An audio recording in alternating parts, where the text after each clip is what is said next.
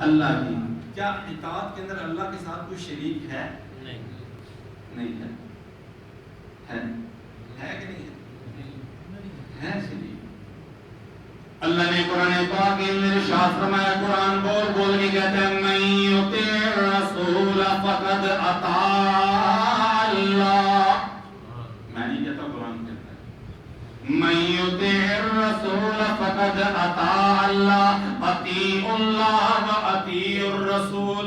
آگے اطیعوا اللہ، اللہ کی بھی اطاعت کرو، واطیعوا الرسول، اس کے محبوب کی بھی اطاعت کرو۔ اب مان گئے اس اطاعت کے اندر اللہ کی ذات کے ساتھ اس کا محبوب بھی شریک ہے۔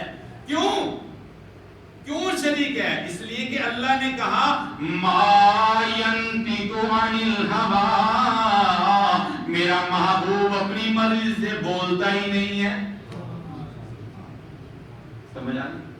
ما ینطق عن الہوی ان ہوا الا وحی یوحی، میرا محبوب اس وقت تک لب بھی نہیں ہلاتا جب میں رب اپنے محبوب کو وحی جاری نہ کر دوں، جب میں رب اپنے محبوب کو آرڈر جاری نہ کر دوں۔ میرا محبوب اپنی مرضی سے نہیں بولتا، عن الہوی اپنی خواہشات سے نہیں بولتا، عن الہوی اپنی مرضی سے نہیں بولتا، عن الہوی اللہ کی مرضی کے خلاف نہیں بولتا، عن الہوی اپنی منچاہی سے نہیں بولتا۔ ان ہوا الا وحی یوحی، میرا محبوب بولتا ہے تو کس کی مرضی کے ساتھ؟ اللہ کی مرضی کے ساتھ۔ تو اطاعت کے اندر تو جو ہے وہ اللہ کے ساتھ اللہ کا رسول بھی شریک ہے۔ اور محبت کے اندر، کیا محبت کے اندر اللہ کے ساتھ اللہ کا کوئی شریک ہے؟ نہیں۔ سب سے زیادہ کس سے محبت کرنی چاہیے؟ اللہ سے۔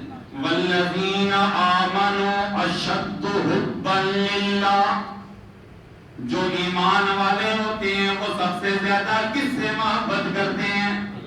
لیکن میں کہتا ہوں اللہ سے بھی سخت محبت ہونی چاہیے، لیکن جب اللہ کے رسول سے محبت نہیں ہوگی تو بندے کا ایمان ہی نہیں ہوگا،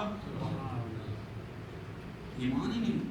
تو اس کا مطلب اللہ سے بھی محبت کرنی ہے، اللہ کے محبوب سے بھی محبت کرنی ہے۔ حوالہ پیش کرنے لگا ہوں، نبی کریم صلی اللہ علیہ وسلم نے ارشاد فرمایا لا یؤمن احدکم لا یؤمن احدکم حتی اکون احب الیہ من والدہ وولدہ والناس اجمعین۔